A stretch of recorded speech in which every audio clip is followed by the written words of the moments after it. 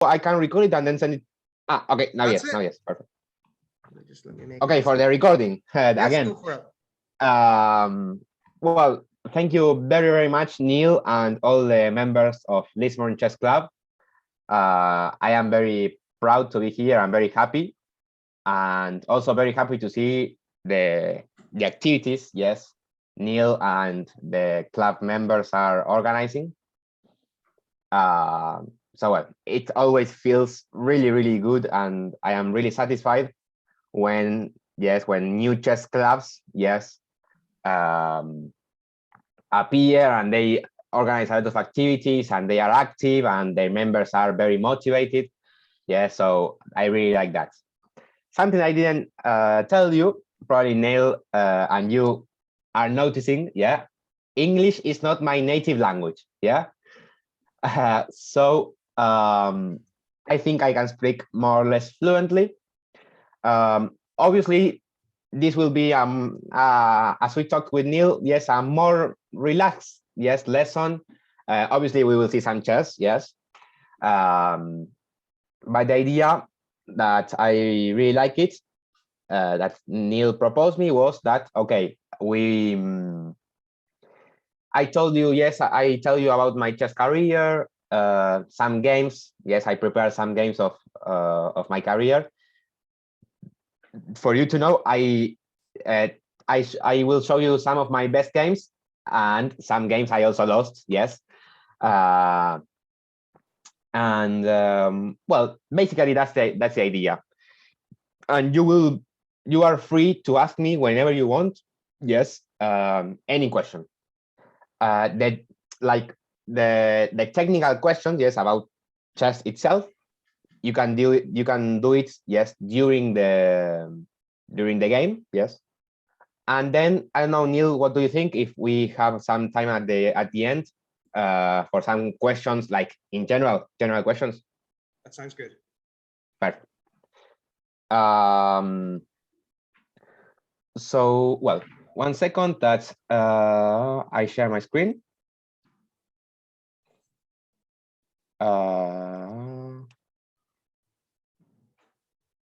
Oh, you have to allow me to share my screen. Share. I know how. Where's that? No. I have to share my screen. Oh, apologies. How do I fix that? Hang on. But yeah, if I'm not the host, we'll have a problem there. Okay. Are you not the host? No, I put you as a host, but I think let me see. Can you enable me to share my screen? Should be able to, yes. Yeah. Bear with me.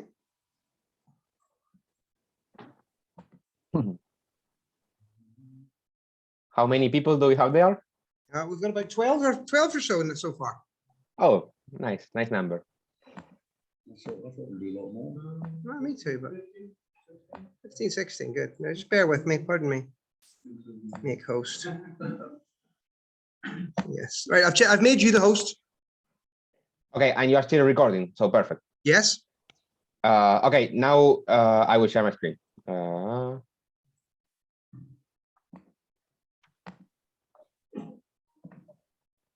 Okay, there. Well, I will, sorry, I will open a game, so there. You can see the board very well, right? Yes, I'm just moving you to the side. I can try. They want me to take my face away, so that's good. Unfortunately, I can't do that. Right, carry on. Okay, perfect. Well, first I will introduce myself, yes, a little bit more, and then we start the technical aspects, let's say, the lesson itself. Well, I am a FIDE Master, yes, from Argentina, 19 years old. And well, let's say like five years ago, I started, yes, the coaching part, yes, and I really enjoy it. So, talking about my playing experience, yes, I was national and South American champion. Yeah, I think it was under 12 and under 14. So that was some years ago.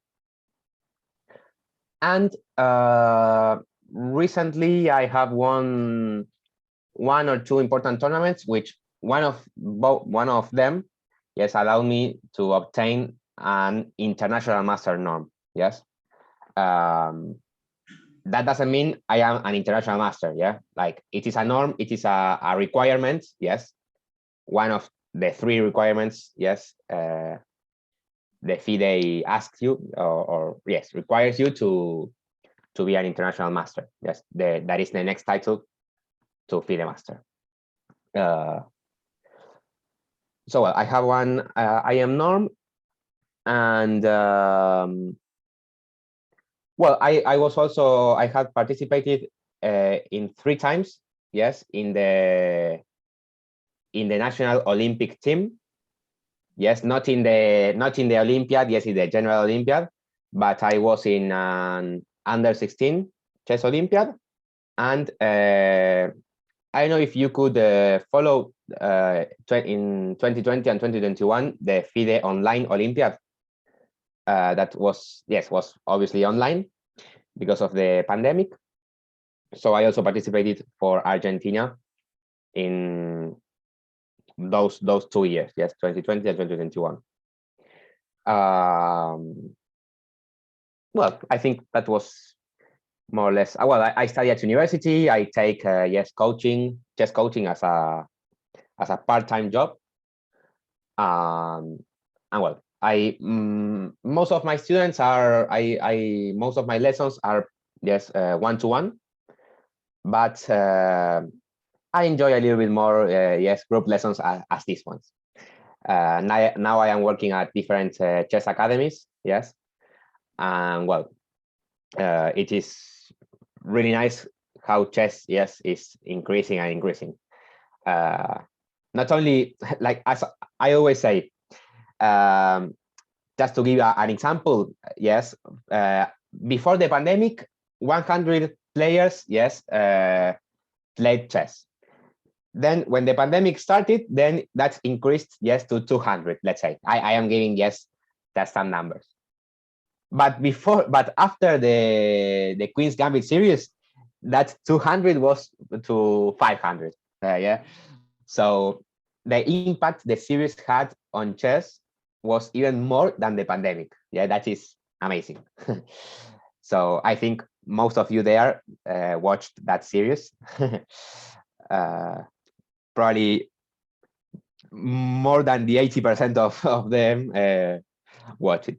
So yeah, that was beneficial, obviously, for the chess community in general. Yeah. And well, this allowed me to give, for example, this type of lessons. Yeah. The pandemic and the series. Well, let's start. Yeah. Great. I will start with probably my best game, the one that I consider my best game along all my career. Yeah. This was almost 3 years and a half, 4 years ago. Yes, against a grandmaster. Yes, here from Argentina. He's not a very active grandmaster. Yes. But well, his FIDE rating is 2450, more or less. So yeah, he's very strong. If I don't remember wrong, I think this was not my best result. Yes, I think I won against better players, but I think this one was the best game. So I hope you enjoy it. As I told you, yes, you are free to ask any questions. Not only you, but I will also ask you questions, and I will make you, yes, calculate some in the critical moments. Yes. So this is yes, interactive. Well, so I was playing white against this. That curiously, he was one of my coaches. Yeah. So sometimes we hear the example. I know exactly the phrase in English, but yes, that the student becomes better than the than the coach. Okay, let's start. I am an E4 player, yes. I have always played E4 and I will keep playing it. And it was a can Sicilian, yeah? As some of you may know and also may play it. Yes, the idea basically of the position, now he played knight f6, knight c3, and d6. This is known as the Scheveningen variation. Yes, maybe it's familiar to you. Yes, this is too solid. First, like your first impression maybe could be, well, but white has a lot of space and this is better for white, yes. But no, well, obviously this is theory. But black's position is too solid, yes, especially because of these 2 pawns. Yes, we can see how these 2 pawns control basically the most important squares, yes, in chess, which are the central squares, yeah. So if we try to find a weakness, yes, in black's position, it's difficult because black has no weaknesses thanks to his pawn structure, yes.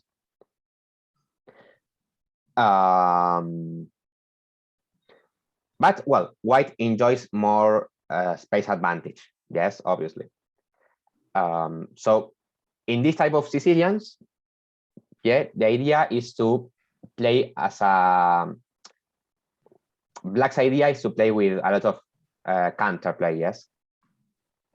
You will probably see in most of the Sicilians that the same pattern is in most of the cases, yes, activity over the C file. Yeah, that is one of the ideas of the Sicilian in general.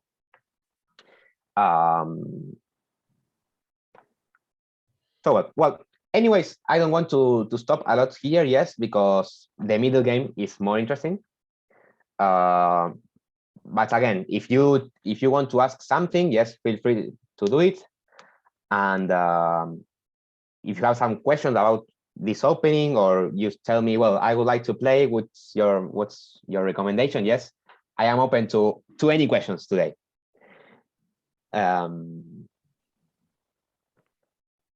So Neil, I want you as a moderator there. Yeah, I'll do my best. Okay, perfect. I know you will do it. And in this position, I played g4, yes, which is called the Keres attack. Yes, K-E-R-E-S, Keres attack. Yes, which goes directly against this knight. Yes, and directly the idea is to win even more space and threaten the knight winning a tempo. So black stopped this with h6.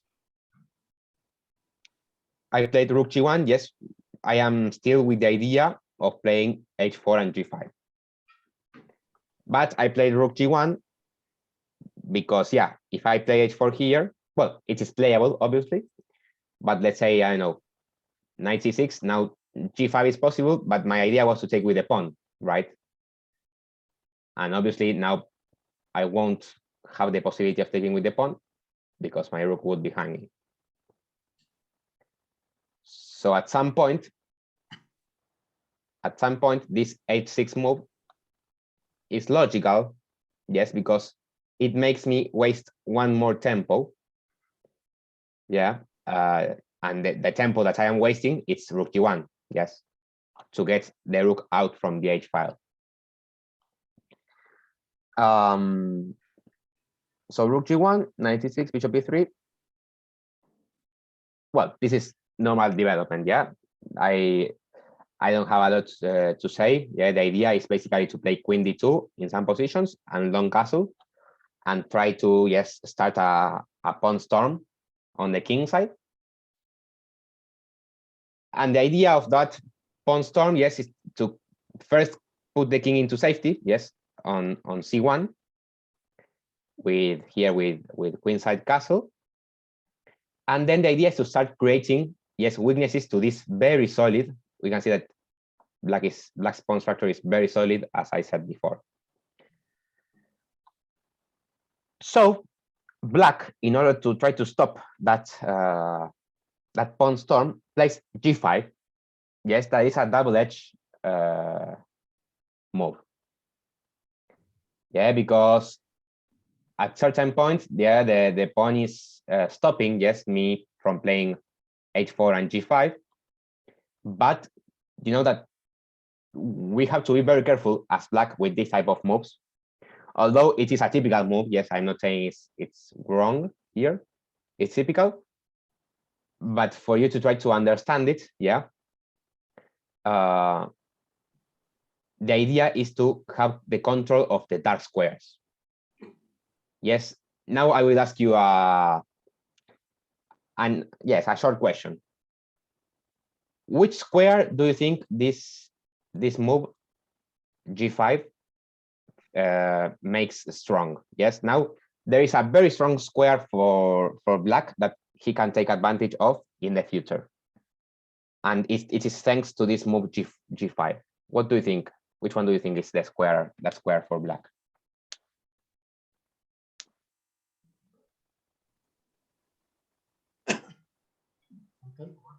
Yeah, I'm gonna say f4.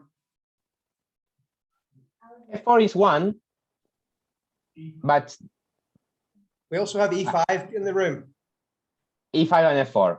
Well, very well. Yeah, basically those yes, those are the two main squares. I would probably say the main one is e5, yeah. Because I heard there f4. F4 is also, yes, it's also okay, but it's not easy to have access, yes, for a black piece to f4. Yeah, and we also have this bishop controlling that square. So I would say, yes, e5 is the main one. Yeah. And the knight can come here in the future without having any problems with white playing f4 itself. Yeah.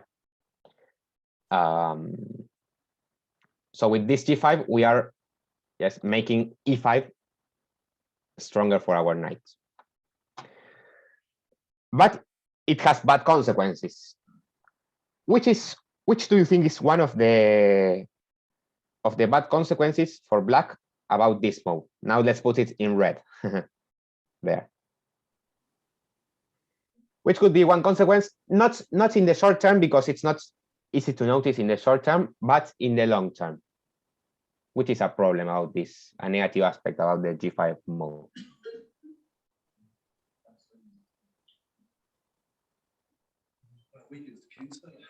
Yeah. We think it weakens the king side. Weakens the king side. Leaves the knight a little bit more vulnerable. Yeah, then also the knight. The knight, you mean the knight on f6? Yes. Okay. Yes, that is not it's maybe something secondary, but it's also okay. But yeah, the what you said at the firstly, yes, it's the most important part. Not only weakens the king side, but now, yes, we are totally prohibited, yes, to castle, yes, king side. Now this is impossible, yes, to castle king side, because yeah, white will have the possibility to open either with f4 or h4. Yes, open the files, yes, the G and H file, also the F file, and the king will be very vulnerable, yes, very weak on the king side, yes, on G8 or H8.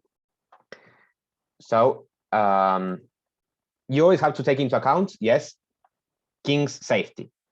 Yes, king's safety is a very important factor, yes, in chess in general, and it is something you have to be always paying attention about.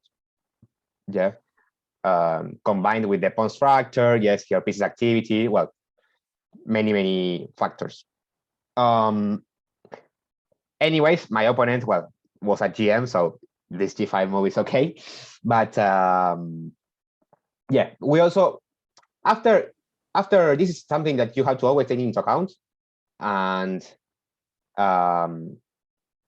if you have something there to write or something,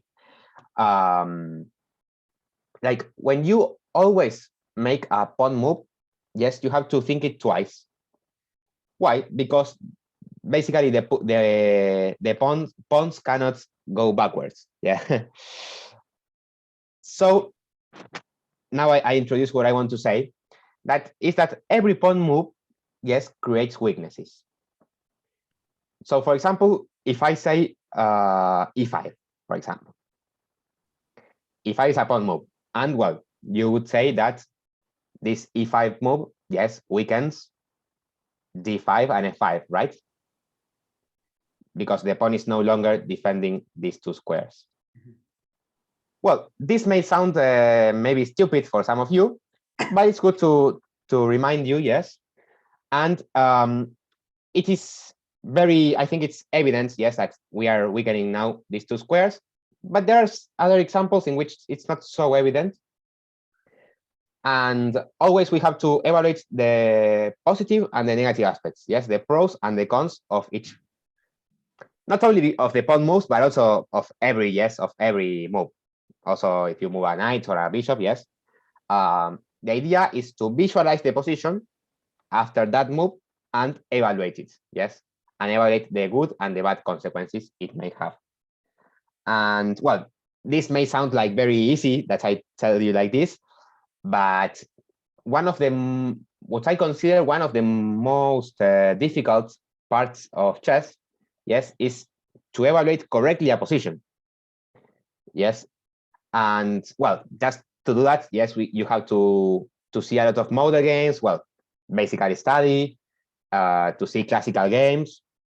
Well, also read books on positional aspects, technique. Well, many aspects to take into account, yes, to know how to evaluate correctly a position. And well, and with this game, I will show you how important, yes, is to calculate. I think calculation, yes, is the most important part, yes, in chess, because well, chess is divided into tactics and strategy, and let's say the tactical part is always above the strategy, yes.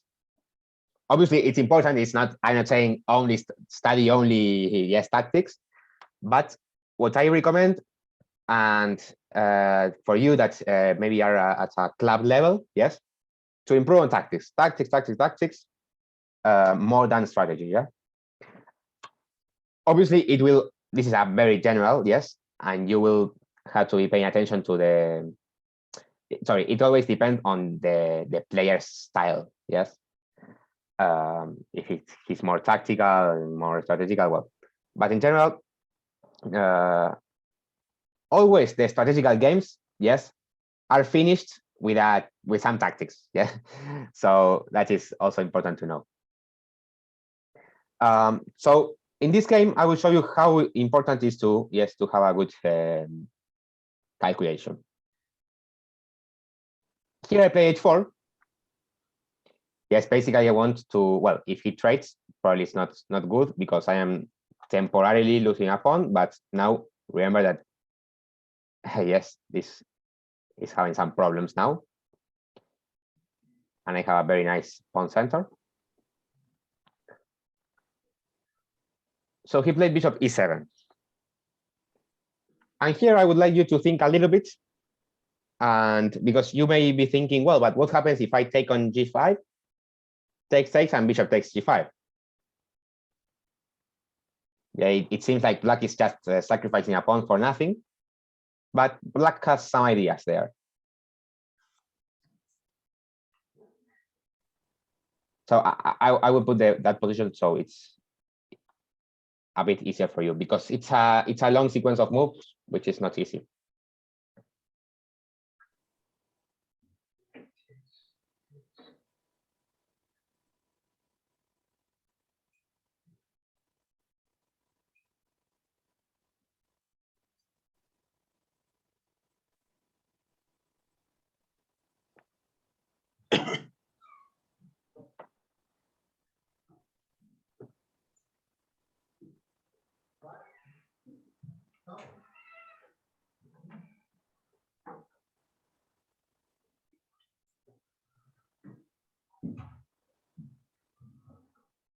Oh.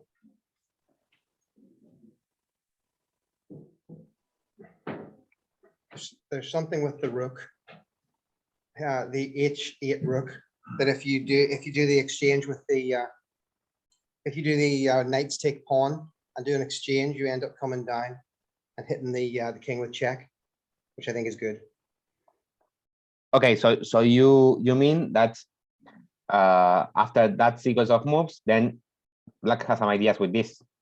Yeah, at some point the white rook on g1 is going to have to come up, and then you can come down, check the king, and hopefully win the rook on the on a1. I think it all exchanges. Okay, yes, that is the critical line. Yeah. Now I will show it for the ones who maybe couldn't follow the line.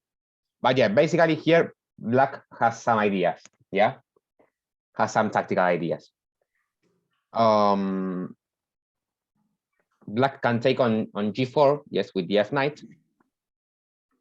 Now my bishop is hanging, right? Black is threatening to take my bishop. So I am forced, yes, to take it. Queen takes.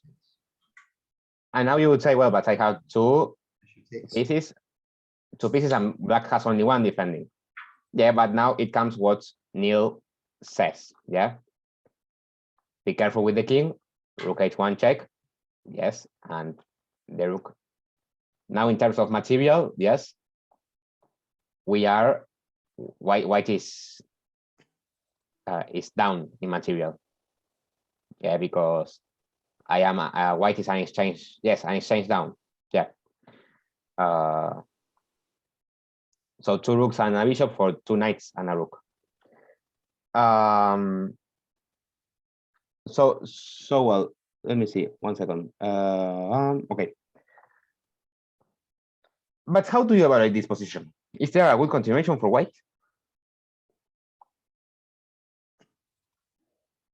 Check.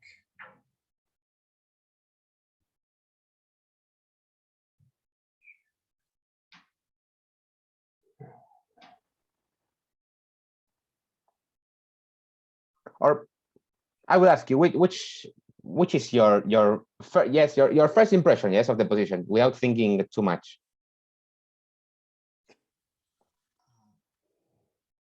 If anyone has any answers, please shout them out.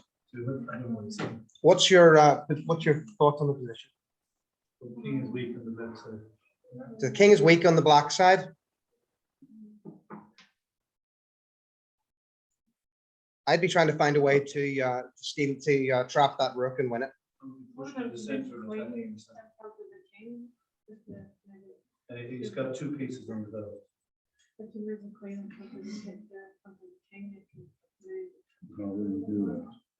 So what we're thinking about is we'd like to develop we'd like to continue development and probably try to control the center because he's not well developed. Okay. Now you have to know that it's white to play. Yes. So we're thinking develop maybe. Is f4 okay? Push E5. Or push to e5? Well, you have to know that this is a general concept, yes, in the Sicilians. And as I told you before, yes, be careful with the pawn moves, yeah, because if now it's white to play, yeah, but you mean e5 for white? Yes. Or for white. I think you were saying e5 for black. So what's the idea of playing e5? It opens up the file after the check. That's our answer. If pawn takes. So if pawn takes, then you'd probably do rook check. The king then comes out, and then you move the knight with the discovered check and win the queen. Right. Yeah, knight f5 probably. Yeah. So yeah, that's a good idea. Yes, that's a good idea. To play e5 now. Yeah. Well, probably black will respond with d5 maybe.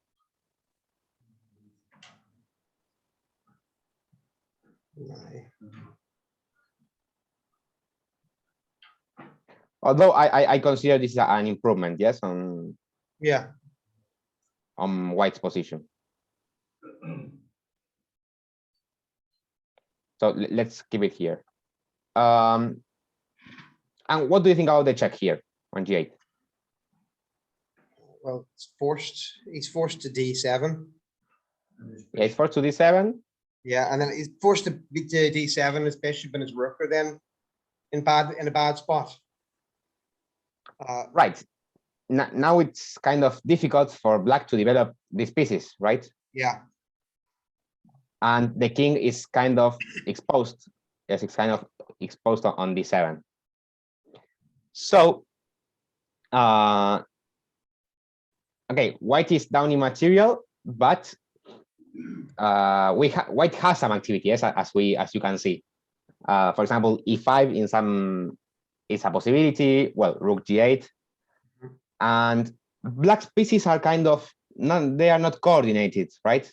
The rook, the bishop, the king is exposed.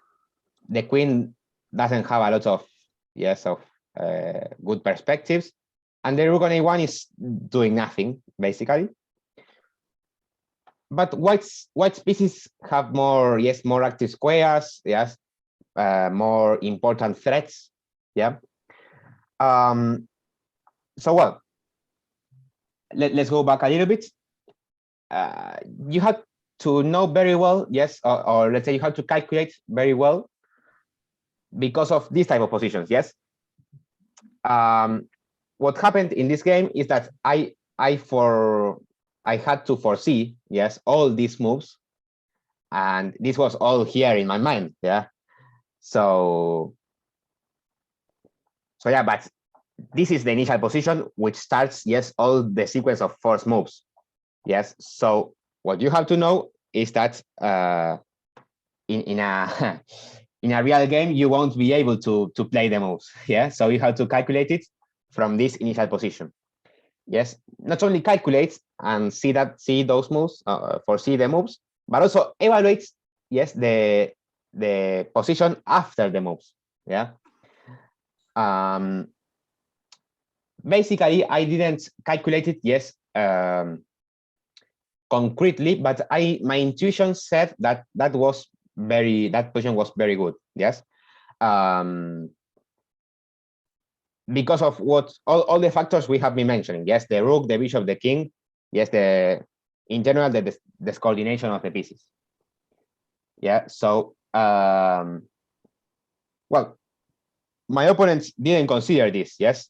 He thought, well, rook h1, rook takes a1, and that's all. Yes, and I am mapping material, yeah. But in chess, sometimes it's very difficult when to stop calculating, yeah, or when we say, well, I need to calculate one more move and one more move. That is very difficult to detect, yes, that moment. And well, you can see how, yes, a grandmaster that he was playing black, yes, didn't consider that's one more move, yeah. So well, basically I took on, yes, I entered this variation. Anyways, I had here the possibility of takes, and let's say also going to long castle, yes, and my position was also better, yeah, because I am threatening some ideas with this, with a4. And yeah, my opponent didn't play the best way.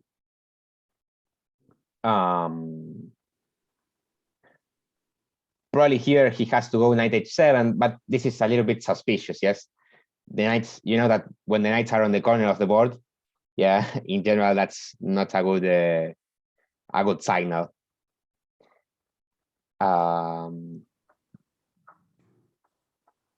So yeah, well, I entered this variation, right? Takes. And here I didn't play e5, but well, I haven't even considered e5 in the game, but that doesn't mean it's not good. Yeah, I think it's maybe it's maybe better than what I played. Yeah, my basic idea was to go rook g8, yes, and after king d7, just knight a4. Yes, very simple move, which is trying to come to the weak square b6. Yeah. Now we can see the consequence of moving a pawn. Yeah.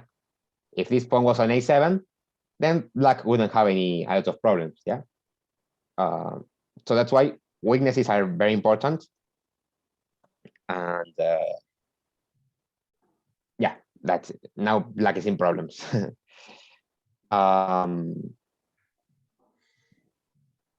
So it's difficult to defend, yes, from this double attack, because if the king wants to come to c7 and queen c3, yeah, and black is just losing. So he had to play queen h4, just trying to create a new square for the king and also threatening the pawn. So I play knight b6.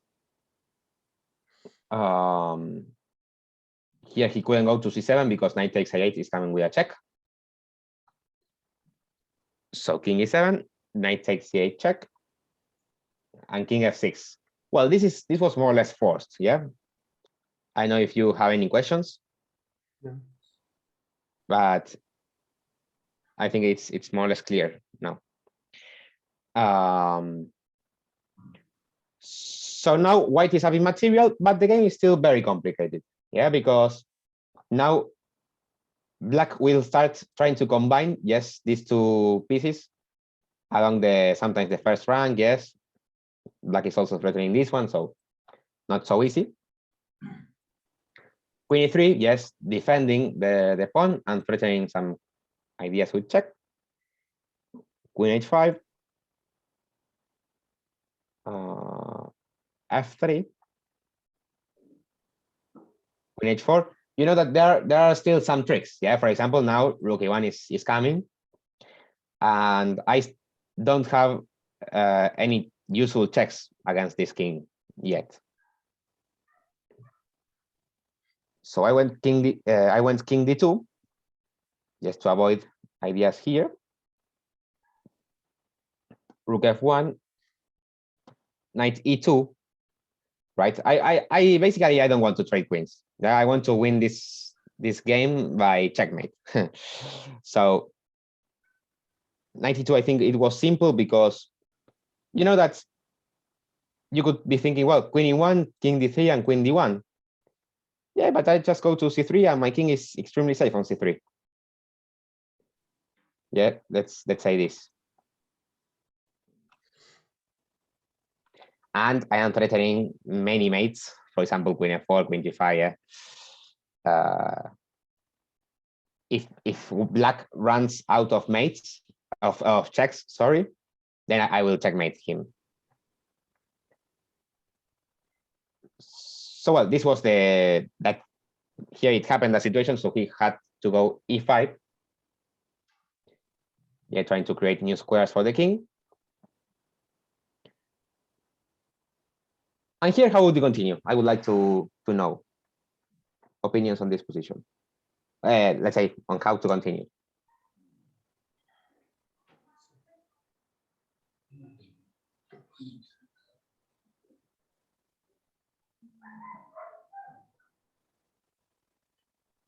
We have queen b6. Queen b6, you mean? Yes.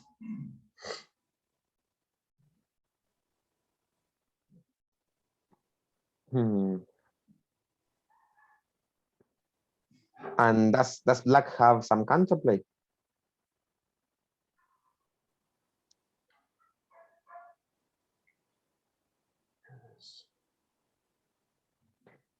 As I told you, it's not an easy position, yes, because in some cases, yes, in some cases, it could happen that white's king is a little bit exposed. Yeah. Yeah. I think he would lose his knight if we do b6, wouldn't he? Why? Yeah, if you do queen b6, then he comes down queen e1 or e1 check, forces you to d3, then he checks you again. Oh no, then you can slide behind, so you maybe get away with it. Yeah, but you also have to consider, you always have to consider that queen d6 is basically it's a mate. Yeah. So black will try to give some perpetual checks. Probably queen b6. You have to be very careful because you are leaving the queen, yes, from the defense of all this area, yes. So maybe a move like, I don't know, queen e1 or queen h6 also. Yeah. Well, you can go king e3 here.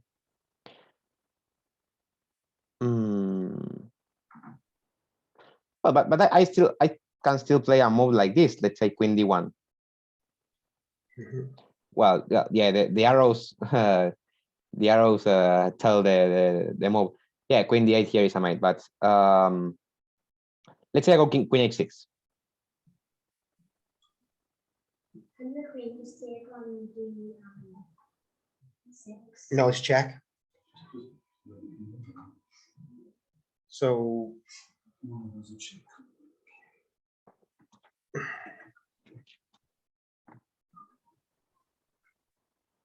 king c3. Yeah, king c3 and rook takes f3. And then, yeah, and then c4. Everything starts to fall apart. Yes.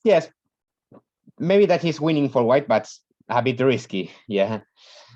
Because whenever you come to the c file, yes, you have the problem that, let's say, well, you can also come to b4. Yeah. I know queen b2 is coming, but let's say king c4. This move comes with a check. Yeah, so you are forced to take it.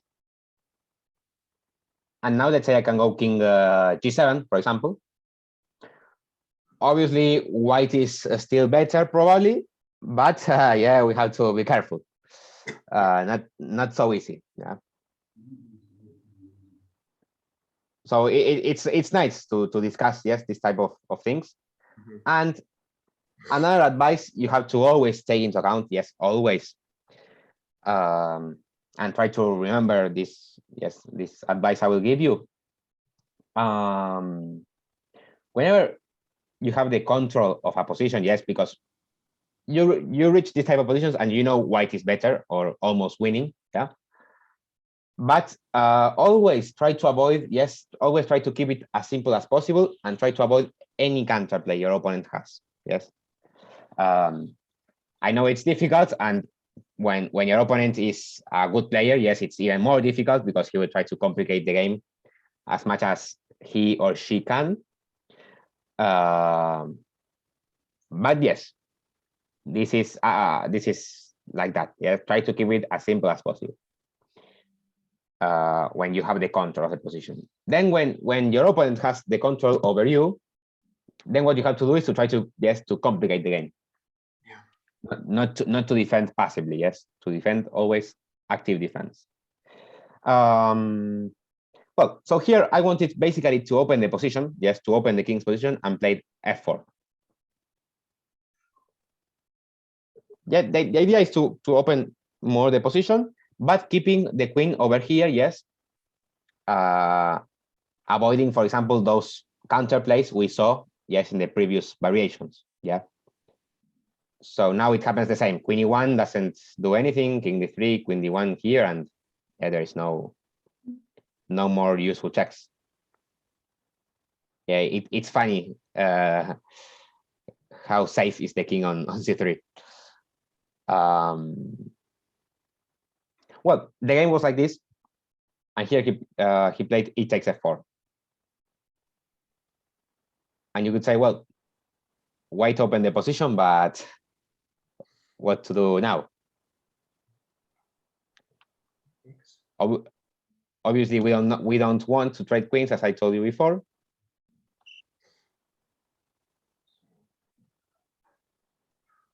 So how can white continue here? Knight takes.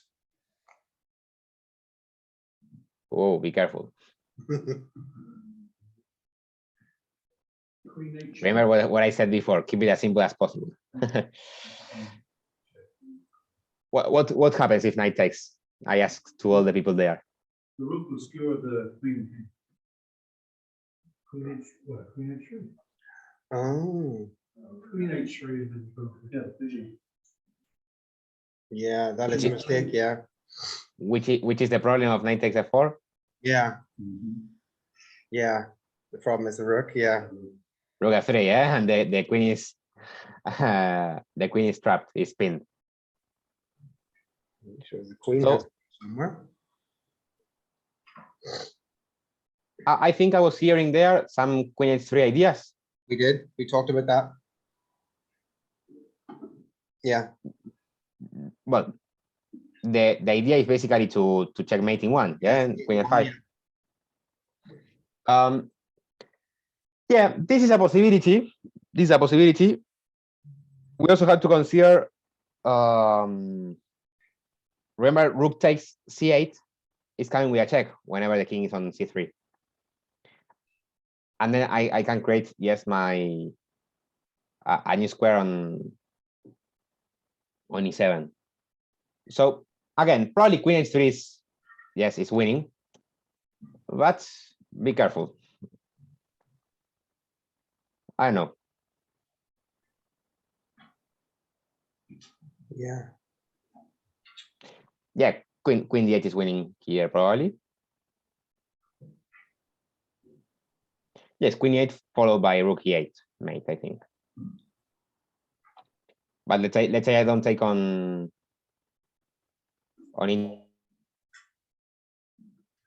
this one. Yeah, be careful here. Where to go with the king? Before only move, then I have this type of checks. Yeah, so we can see. Sorry, no, that move no. It doesn't seem like that, but black has some complications. Yeah, the game was not easy, and again, another tip, yes, that I would like to give you is it's more about psychology, yes, not the game itself. But when you are playing, yes, against higher rated player than you, yeah, and you are in these type of positions, you know you are about to win, yes, keep calm, keep calm. I know it's difficult, and it also happened to me in this game. Yeah, it was a very tense game, and I had at this point maybe 5 or 10 minutes on the clock, not a lot. Yes, so my advice is to keep calm and try to breathe. Yes, to have a good breathing rhythm. Yeah, and try to keep as calm as possible. The other day I read an article that talked about this. Then Neil, I would send it to you, and then please let the members there also read it. It's really interesting. It's an article in which a grandmaster, I think he's a Swiss grandmaster,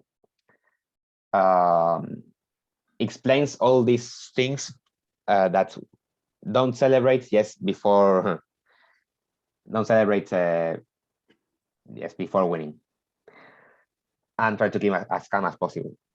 Well, in this position, I played e5, yes, trying to open even more the position. The problem was that if d takes e5, now, yes, we come with your idea with queen b6, that it comes with a check. Yeah. And here there was I think in the game, I analyzed a very nice forced mate that was something like this. Here, queen takes. Well, this is all forced. Here, knight f5 takes, queen e4, and rook g2. Yeah, very nice how the black's king goes around all the board. So he had to play king e6, and well, now it's a forced yes continuation that I will just play it. Yes, knight d4, king d5, probably king d7. I don't remember exactly what was the idea, but I think e6. I think it was something like this: e6 here and knight b5. Yeah, if you take queen b6 and then knight goes out and it's a mate. So yeah, he went king d5, 97, king c5, all this forced. And here, white to play and win.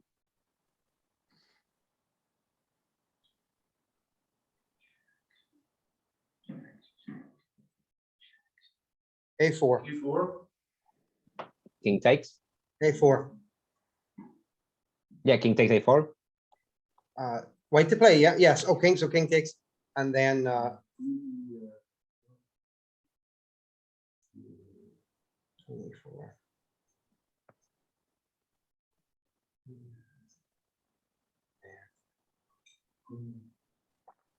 You said a4 just to continue to keep even checks. A4.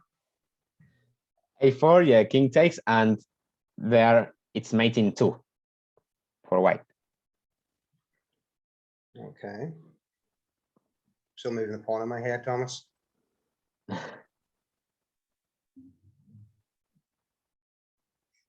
go back to B4, B5, and then it's then it takes pawn. Oh, then it's queen takes pawn, isn't it? Check. Queen takes which pawn? When you go A4, he takes. You go E4. He has to go back to B5, and then it's queen takes on B7. Check. Yeah, that's a possibility. Queen before directly is a mate. Yeah. Is it? Queen E4 is isn't it? Yeah. It's a mate in 1. This is also a mate, but well, in 2. Similar. Basically, I think I played a4 and he resigned. So well, very nice. I think it's my best game by far. Not only because of many factors, yes, but it was really nice the way his king, yes, went to the black king journey, yes, around all the board. Also my king, yeah, my king is on c3, and it's strange to see a game like this, yes, in which kings finish here with all the rooks and all the queens. Yeah, that's why I like this. And also I chose, yes, this position for you because, well, it's a very interesting position. It's a funny position, yeah. So I think it's attractive, yeah. Well, any questions about this particular game you would like to know about the opening, the middle game, something? Anybody have any questions? When you go back to the opening, what would you have done as black? Can you go He was back? very aggressive on the opening. Can you go back to the very opening, Thomas, and show us what, Yes, sure. what you would have done as black against that? Against the carry attack? Yeah, it was a very aggressive white attack. So what would you have done? Yeah, Would what's you the right? Would you have castled queen side or kept his king in the middle and tried to develop? Did you hear that? No. I hear it, but not in a. You're going to ask if you would have castled queen side, or would you have kept your king in the middle? As black. As black. As black. Yeah, what Okay. would be a better response for black? Basically, I think at this point the his inaccuracy was g5. I think it was a little bit premature. Yes, and he should have developed more the queen side. What you have to know in this type of positions is that probably the king will stand on the center. Yeah, because if you think it's, yes, in a concrete logical way, yes, the center is the square in which, or the part in which the king is very safe, yeah, in comparison with the queen side or with the king side. So the answer to the question is that I would keep the king on e8 on the center, but without playing g5. Yeah, let's say here as black I would have played I don't know, a6 is very common, then bishop e7, bishop d7, well, any other moves. g5, I'm not so sure. Or maybe also, maybe g5 is not that wrong, but maybe here he played a6. That is not a very useful move. Yes, because it allows me to play h4. So maybe at some point it's not the best move, but Black could think about playing something like this to avoid my h4. Yeah. And yeah, white would castle, then a6, let's say now, yes, to avoid any jumps. And the game continues. Yeah, now, but what happened is that he gave me one of my counter plays, yes, that was to play h4 and weaken, yes, his king side. Now it's not easy to play f4 or h4, yeah. Although you may think, yes, white is extremely good in development, and that's correct. But if we cannot take advantage of it, then it's not so easy, right? That is thanks to Black's pawn structure, which is very solid. Yeah. So well, I think I talked a little bit more, but I think I thought I could answer your question. Yes. Yes, thank you. As Black, in general, yes, in these Sicilian positions, yes, many cases the black king stays on the center. Or if you want to, in some cases, if you want to castle king side, you cannot play h6. Yes, you know, because this h6 makes things easier for white. Yes, for example, with an h4 and g5, and it gives you the possibility of opening at least one file, or the G or the H file. Yeah. So if you want to castle short or castle king side, let's say, try to do it, but with the pawn on h7. Yes. Okay. Not on h6. Thank you. Any other question? Back when you played knight takes c8, was there a losing tactic I missed with knight takes a8, or was it just a preference for pressure on the king? Sorry. Sorry. Come on over, PJ, and you can ask right next to the microphone. I've got someone coming over so you can hear him. Okay.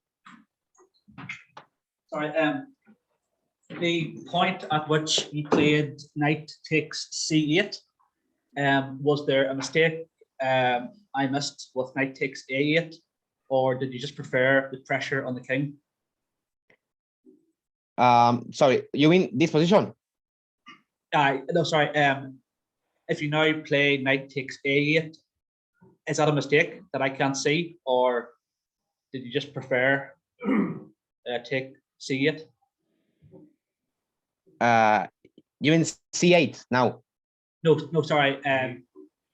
If you take a8 instead, is that a mistake? This one, a8. You mean in this position, right? Yes. Sorry, I missed your analysis. What happened here? I don't remember. Let's.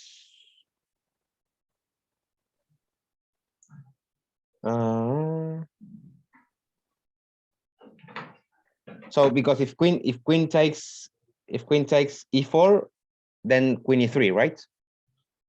Yeah.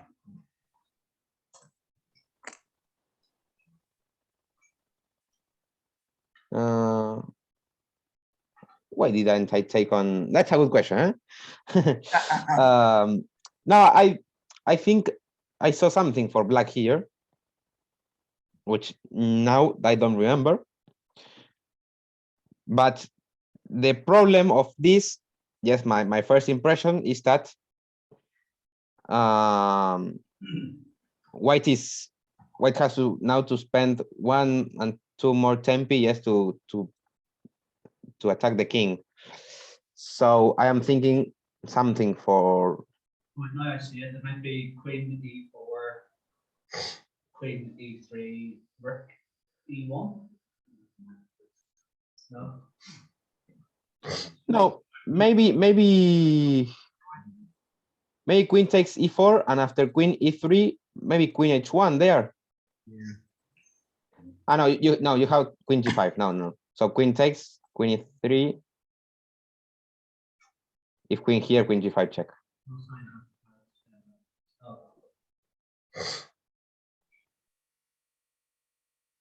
Wait, so which was the problem of this?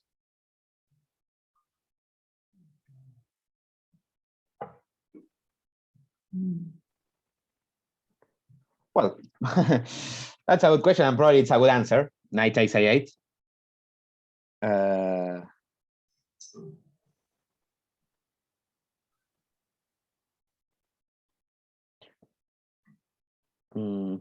So queen h.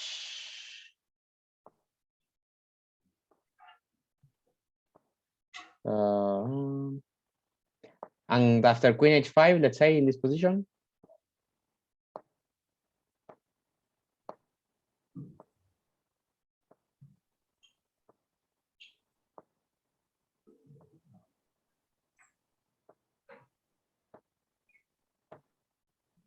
Let's say queen h5 here.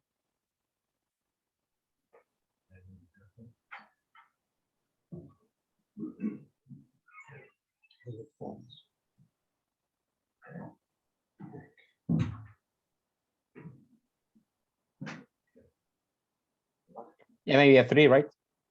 Yeah. If queen h2, just king d3, and well, yes, for sure. Yeah, it's another possibility.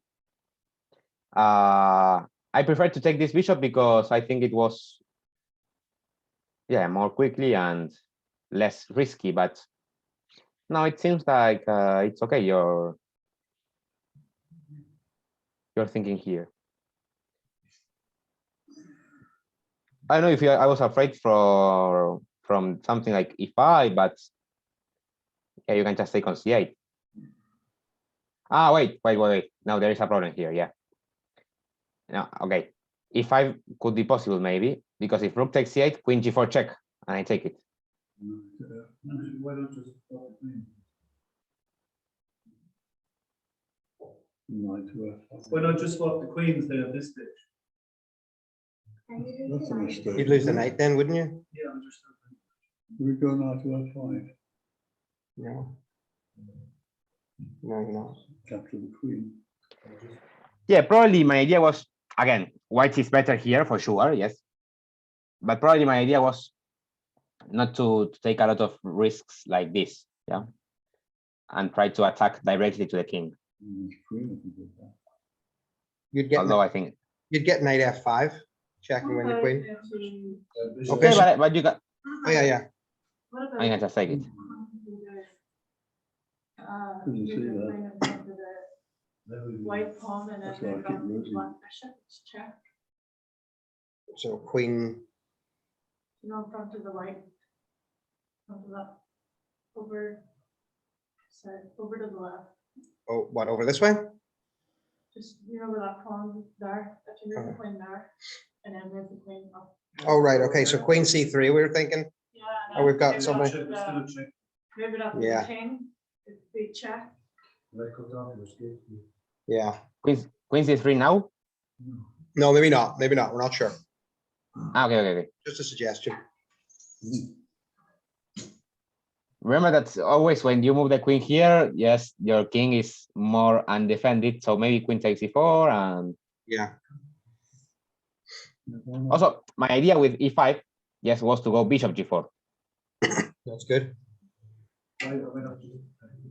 So yeah, it's a little bit more complicated. Probably if we put the engine here, yes, it's still a lot of advantage for white. Sure. But Yes. Could you move the middle knight up to the Where? up to the right? I can't see the left. Yeah, to there. That's it. Oh, yes, you could, but Would that be a pin on you? yeah, it would be a problem. But then the bishop would take it. So you're really a nice defender. Yeah. so well, these were the type of complications. That's why I didn't play knight takes a8. Yeah. Yeah, But probably it's a good move still. that's better. So let's go to the. Now I want to show you some games. I won't show you the entire games, but the result, yes. I will try to give you some advices on real games, yes, that were mine. So let's see this position. I will put it as white. I think you will.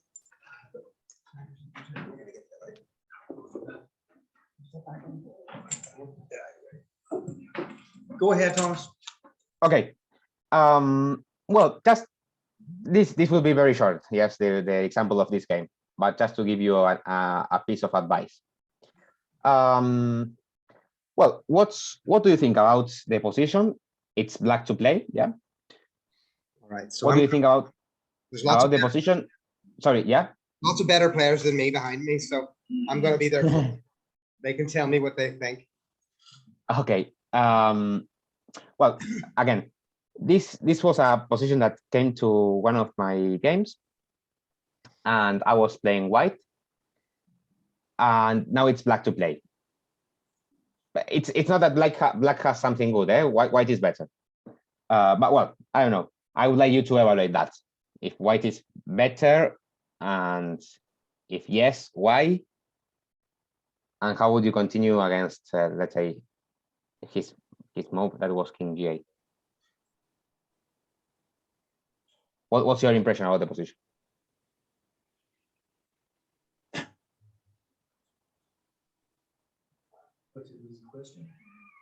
How do we think? Who do we think ahead here? Who do we think is doing what best?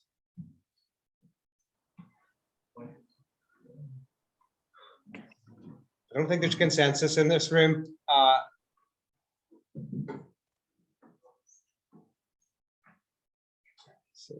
So I want you to mention, yes, the positive and negative aspects about the position. Yes, just a quick response. Okay. White's maybe we think maybe white's better. White's better. So I want you to mention the aspects or the reasons why white is better. Three pawn islands. 3 pawn islands for black. Rook on an open file for white.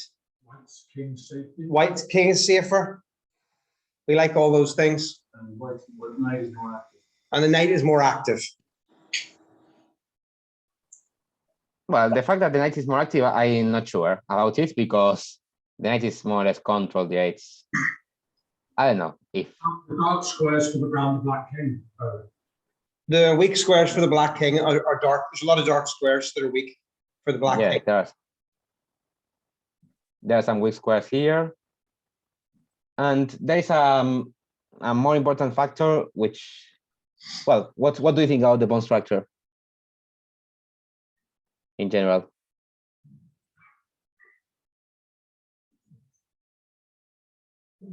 What do we think about the pawn structure?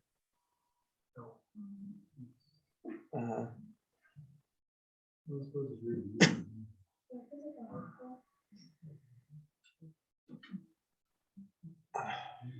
think it's more difficult for black to defend his pawns. Yeah, so in terms of pawn structure, we can say white is better also. Yeah. Because black has one main problem, which is that this rook is tied up to the defense of this pawn. Yeah. So this queen, this is another concept. Yes, keep your queens centralized. Yes, as much as possible. Yeah. So the d4 square is a good place to put it next. Yeah. Yeah. D4 could be, yes. D4 could be good.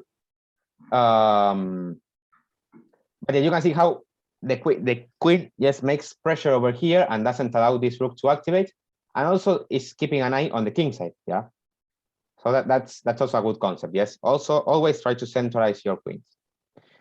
And well, also here black has a problem. Yes, double pawns, but white has one also structural problem. Yes, which is e4. Yeah. This isolated pawn. But well, in general, we can say that white is better. because let's say black tries to get rid from this pawn, yes, by playing a5 and try to activate the rook, let's say, or b8 or f8 or e8, whatever. Then I will have the a7 square for my queen. Yes, that will be threatening. Sorry, no, that no. Will be threatening not only the pawn on a5 or a6, well, depending on where you move it, but also the c7 pawn. Yeah, so it doesn't seem as this, but the a7 square is extremely important in this position. Yeah. That's why it's a little bit better for white. We also have the control of the f file, as we mentioned. But here, this was yes, this was 4 years ago. My opponent played king g8 and offered me a draw. And my opponent was a grandmaster. Was a grandmaster more or less similar level to the one that I played in the previous game. Let's say 2400, yes, FIDE rating. And he offered me a draw. And I accepted the draw. But now I want to give you an advice, yes, that when you are playing against a higher rated player, yes, try to keep playing the games. I know it's difficult, but if you know you are better, you are convinced, yes, you are better. And well, obviously, if Magnus Carlsen, yes, offers me a draw here, yes, I would accept it. But against a 2400 FIDE rating that he's, let's say more or less 2000 points higher than me, try to keep it playing, because this will bring results. This will bring good results in the long term. Yes. Because if you reach this type of positions, yes, and draw and accept the draw,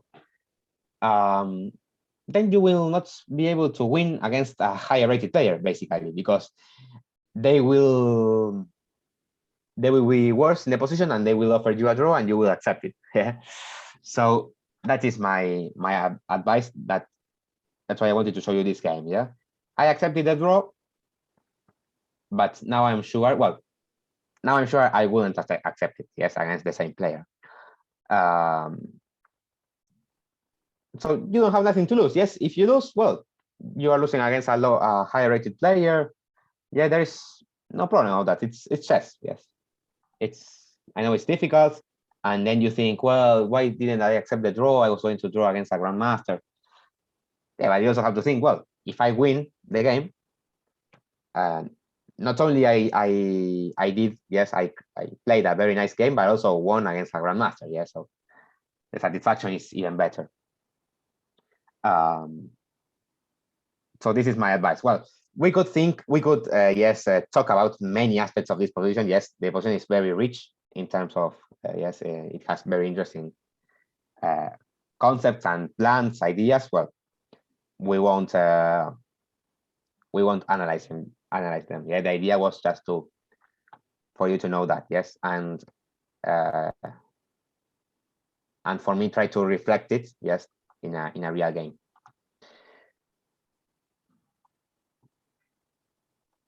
Another learning I have for you today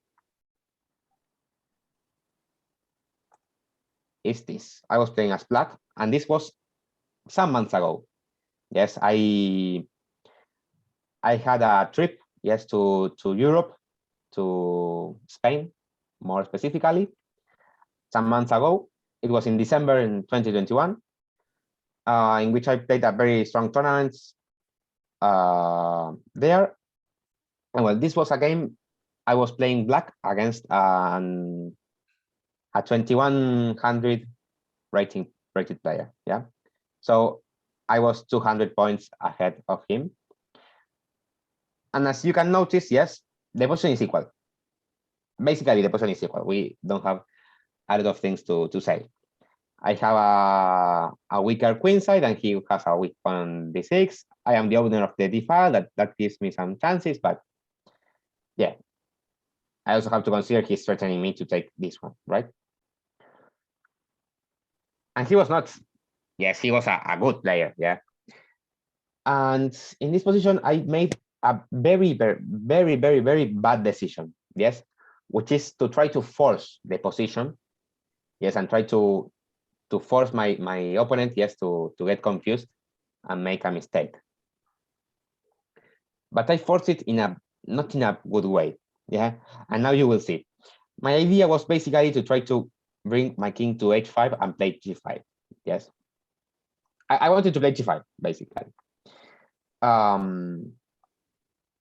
Obviously, he can never take here. Yes, I played king g6, for example. He can never take it because of rook c8 and the bishop is pinned. Yeah?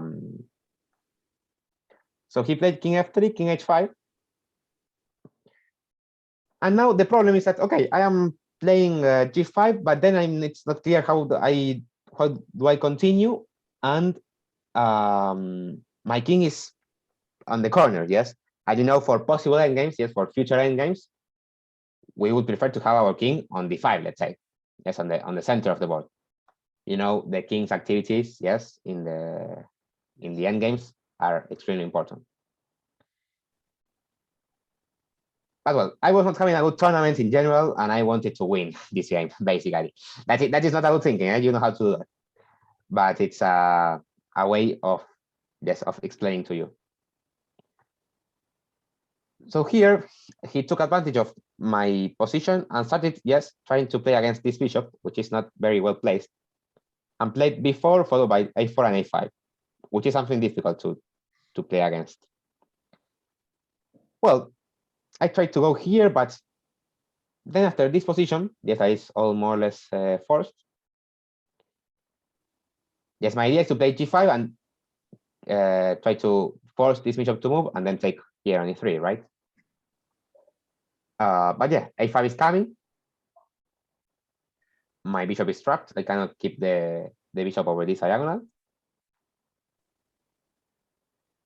Here, obviously, there are many things to talk about. Yes, for example, I could do bishop d4. Yes, but it's not the idea. Yeah, I just want to show you how with this plan, just to try to play for a win. Yes, I lost. I took here, and now the position of my king is totally horrible. Yeah, the position of my king, it's and I have all my pawns extremely weak. Yeah. And now this is losing. This is just, I play rook d5, and well, the game continues like this. Yeah, but he forced me to go to the 6th rank, then to the 7th rank with a check, and I lost this game. Yeah. Well, here I resigned. But yeah, an advice here is try not to to force the games like this. Yes, this is dangerous.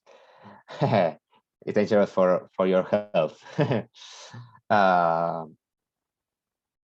Yeah, here I should have played something like c5 sometimes. It was an interesting idea. And yeah, if I play naturally, yes, it's a draw. Yeah. By the way, it's a good learning, yes, that that you can take it. Yeah, I think it's interesting to this, yeah, the psychology in chess. Yes. The bad thing is that I noticed this was bad. Yeah, but I said, well, maybe he makes a mistake. He doesn't play actively. Yeah, but you always have to think you are playing against Magnus Carlsen. Yeah. Not that much, but well, what I want to mean is that you don't have to play bad moves only because your opponent is lower rated player. Yeah, that's the idea. Well, so this was the technical, yes, the chess part. Yeah. I had one or two more examples about this, but I think it will take a little bit. No, that's fine, Thomas. Thank you very much. Long. No, that's But now I am open to some questions. And maybe I would like to play a quick game against some of you. I think it would be interesting if you have the time. Sure, sure, absolutely. Hang on, let me see if I can get the screen bigger. Yeah, there you are. Does anyone have any questions? Any questions about yes, some suggestions you would like me to What age did you take up give? chess, Thomas? Sorry? When did you start playing chess? Now I am 19 and I started playing at 6. At 6. So I'm 47 and I started playing at 6. Do you think there's any hope for older players to improve significantly? Which is a lot of us, including me, would like. No, well, yes. Well, I have read recently an article in which I think an old man from Venezuela, he became FIDE Master at the age of 80, more or less. So yeah, you have the hope. Yeah, you have to dream. Yes, very.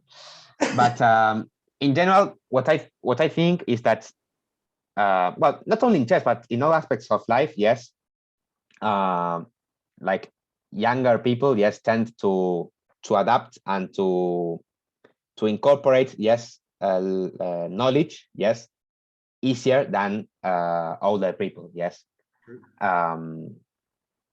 So it's not the same to explain a chess position, for example, or to, yes, to explain something to a 6-year-old kid or to a 90-year-old man. Yeah. So I think that that makes a lot of influence. Yes, it conditions you, but yeah, I think all is possible in this life. Yeah, absolutely. Do you know any good chess books that can help you with that you were talking about? Do you know any good? Would you recommend any good chess books for beginners? What you were talking about? Chess books? Chess books for beginners. For good, what you were talking about? Well, I'm not of the generation of books, but yeah, I not sure about a specific book. Sorry, there is one that I don't know if it's in English. I probably yes.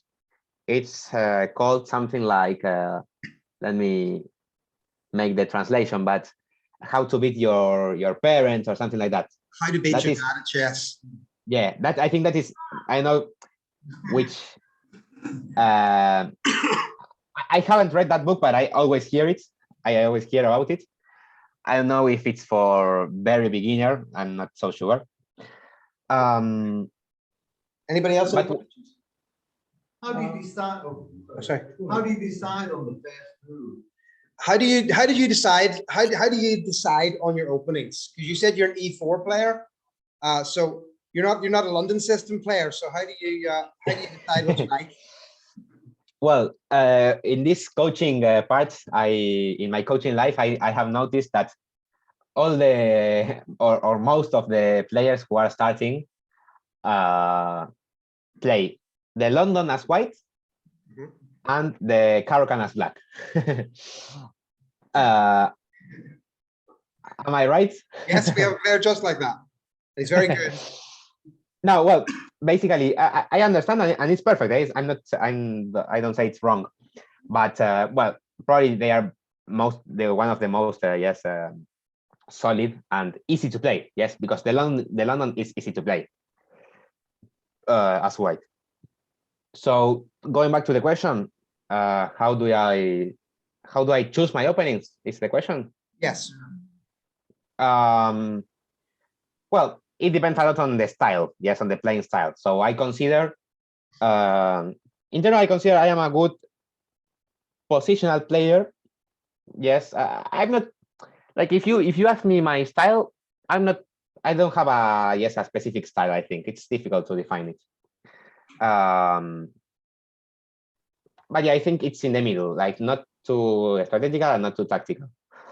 And well, one of the most important factors to take into account when learning openings, yes, I think it's not good to learn them by heart. Yes, this is an advice that many people make this mistake. Yes, to learn openings by heart. So it doesn't make any sense if you learn a London system or a Caro-Kann, yes, by heart, because it's more about pawn structures and ideas. Yes, not specific moves. Yes, because what happens is that when you learn openings by heart, then maybe your opponent plays another move, yes, a secondary move, and you know what to do. Yes, and you keep like, well, I don't know this, and you think for 40 minutes a move, yeah. So I think there are two important aspects, yes, when studying openings. One is to know the pawn structures and possible transformations. Yes, so basically pawn structures. And then the pieces ideas, yes, where to place the pieces depending that pawn structure. Yes, so they are kind of connected. At the time of at the moment of choosing openings, I also take into account, well, if it's played in the very top level or not, because that is a signal. Yes, there are secondary openings in which you search in the database. There are not a lot of games of top players, and you say, well, if it's not played, yes, in the top level, this is something strange. Yeah. It doesn't mean it's a bad opening, but it means that probably your opponent can, if he plays okay, yeah, yes, can equalize, yeah, or something like that. So, well, I think I mentioned different aspects, yes, on when learning openings. I think. No, that's brilliant. Thank you very much. I think you mentioned you wanted to have a quick game before we say goodbye.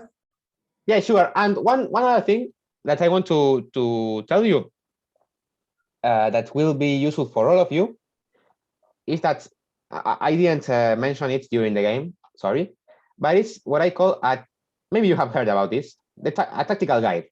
Yes, in every chess position, I am writing now in the chat, so you can all see.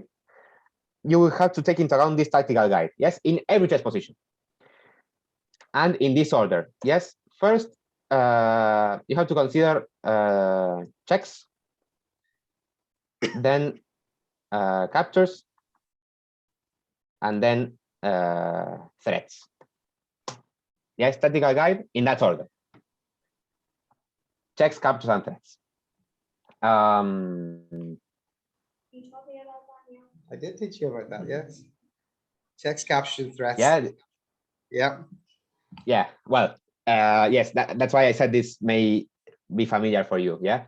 Yeah. But it's extremely, yes, just to remind you, yeah, that this is extremely important for every chess position. Yeah. That's brilliant. Well, if it would be okay with you, if you can throw up a board, I'm going to get you to play one of our younger players. Would that be okay? I would like it. All right, good. So, Saoirse, Mandy, would you like to play? Mandy? Yes. So you're not one of our younger players though, but you are one of our players. So come, don't be shy. Don't be shy. We're only going to probably get the one chance tonight because Thomas has other things to do and he spent so much time with us. So if you put up a board, we're going to have you play against Mandy. Now forgive us because we're going to be helping her. Okay. Okay. Yeah. You can say moves. I don't have any problem. You can help me. Okay. So you tell them. Hopefully today, get yourself up here. Better players. Yeah, I think it's Stephen Nolan doing all the Right. Hi. How are you? Going down. Perfect. You're going down. Sure. Well, let's open a board like this, if it's okay. Sorry, can we share the screen again? Yeah. So that's it. Okay. You play as white and I play as black. That's okay? Sounds good. Perfect. E4. E4. Okay, I will play as black. I will play my favorite. Well, I will play my repertoire, yes, my opening. So I go C5 as black. All right, so he's doing the Sicilian. Oh wait, you got to do his move if you want. All right. No, next one. Oh, I move his. Oh, that's. Go ahead. Okay. So you tell me what you've moved, what you've done. I moved the knight, so it's to close the salient. Closed. Knight C3. Yeah, you got 93. Interesting. 96.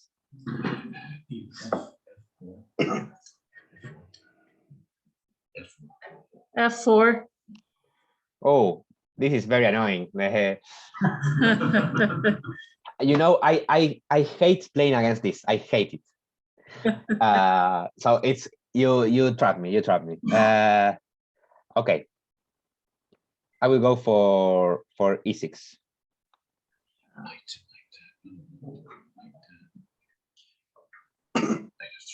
Knight F3. Knight to F3. Knight to F3. I will go D5.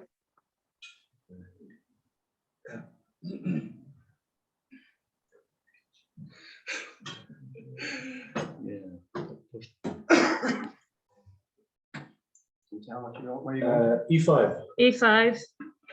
E5. Okay. I will go for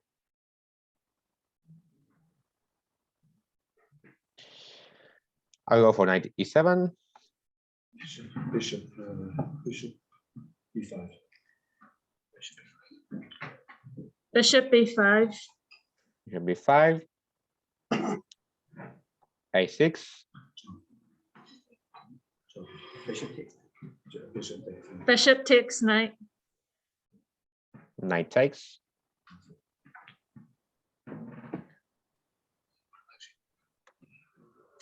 So D3 first.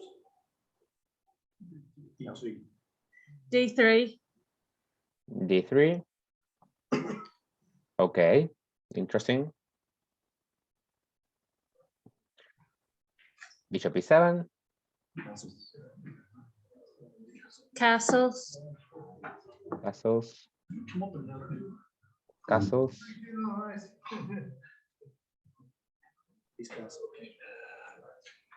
Bishop.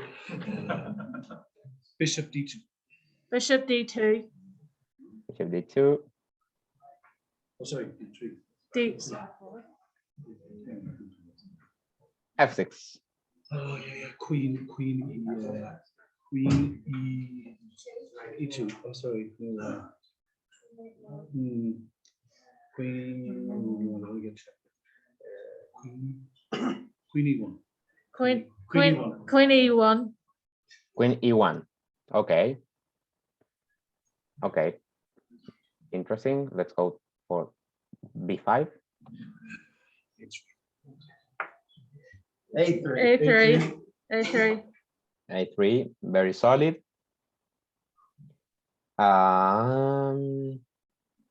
Let's say Queen C7.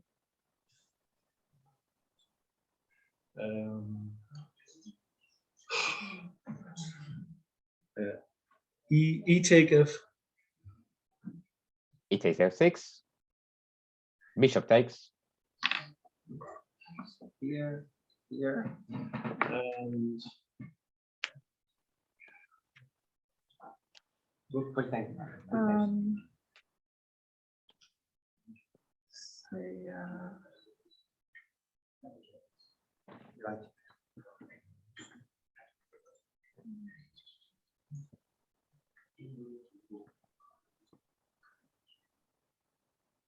Right.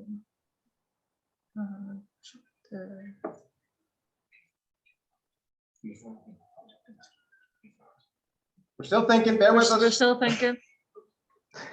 Sorry, which one? Still thinking. Oh, okay. Take your time. No problem.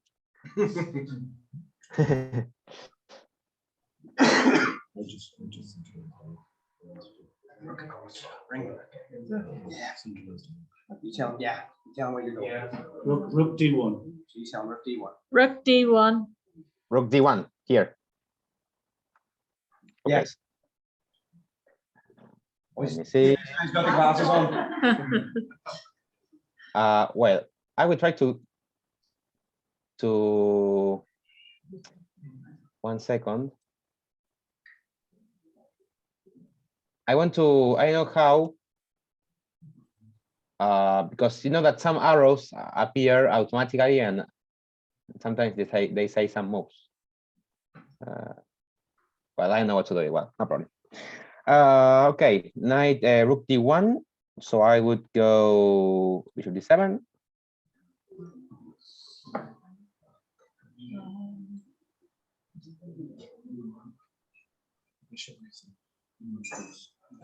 Bishop C1. Bishop C1. Bishop c1.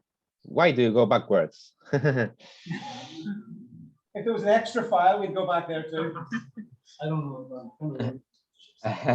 Okay. We're running out of moves, Thomas. I will go for rook a8.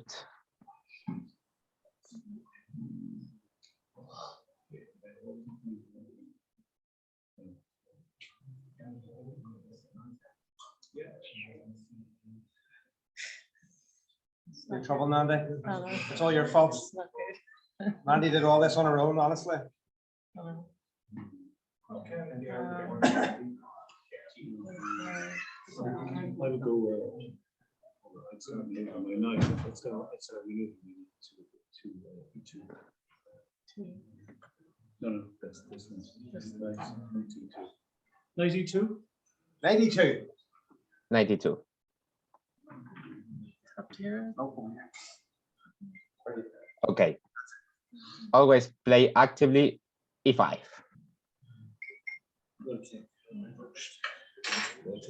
Pawn takes. Pawn takes. Knight takes.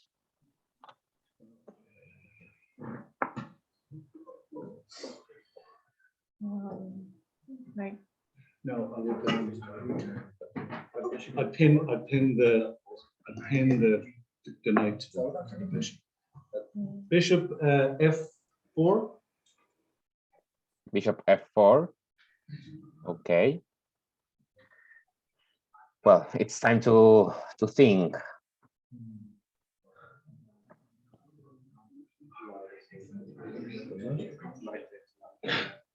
Yeah, with the rook.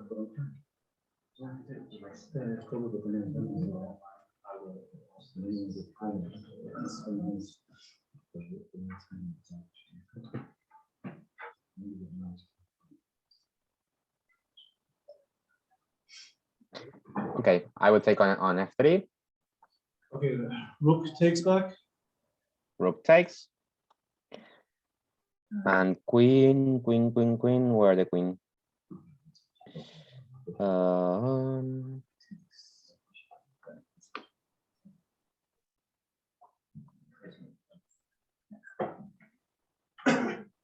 I will play queen c6. Queen d2. Queen where? Queen He's d2. Here, d2. Well, bishop g4. He's fine right here.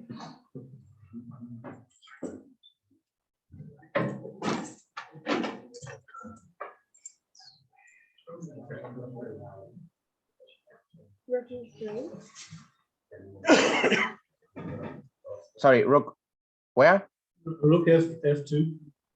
Rook f2. I'll read it. Let me do something very quickly.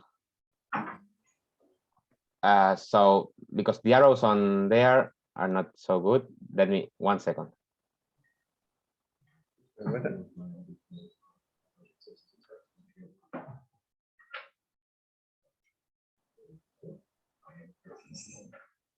I'm sure he's just getting that on.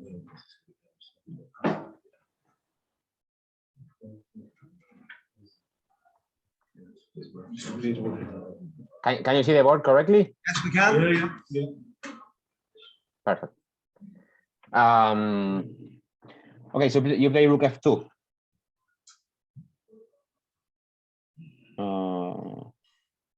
Bishop takes. Bishop takes. Rook That's takes my game. obviously. Sorry, what was it? Yeah, that's it. Rook takes e2. Queen, That's okay, we've messed the board up a wee bit. queen takes Alright. rook. Queen takes. And now I think I have some tactics, maybe. Bishop d4, check.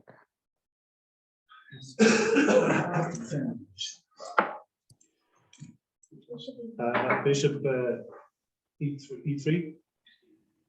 Okay, bishop e3. Bishop e3.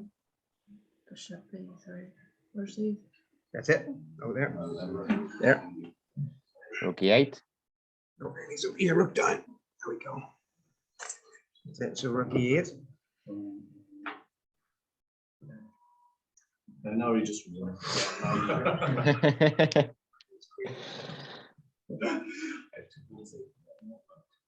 Oh, we're in trouble. We're in trouble, Thomas. You've got us. Yep. Rook e8.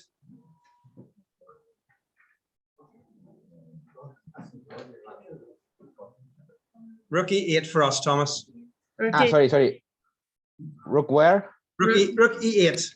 No, E1. Oh, e1, sorry. E1, E1, apologies. Ah, e1 here. Yeah. Rook takes. Rook takes. Saoirse, go ahead. Rook takes. Rook takes bishop. And I think we're going to resign, Thomas. Yeah. That's brilliant. Thomas, thank you very much for coming tonight and talking to us. Guys, we've got a clap. We're going to let it applause. Thank you very much. Well, thank you. Thank you very much. Thank you. Thanks, They are Thomas. members. Yes, Thanks, man, who you were Thomas. playing with. Oh, we've got some more kids. Well, thank you very much. We hope you'll come back. We hope you'll come back and do this again for us in the future. Yeah, sure. I would love it. I also like the dynamic there in the group. Like I like all the ages, all the genders, everything. I love your club. I would like to visit it. Brilliant. We would love that. We would love that. And you will become our honorary member now. We're going to get a Okay. picture of you and put it on the wall. I hope that's okay. So Yeah, thank you so very for much. coming. And I'll Thank you speak very to much. I'll speak to you later tonight. Thank you so much, my friend. Okay, thank you. All right. Have a good Bye-bye. evening. Take care, night. Bye-bye. Have a good night.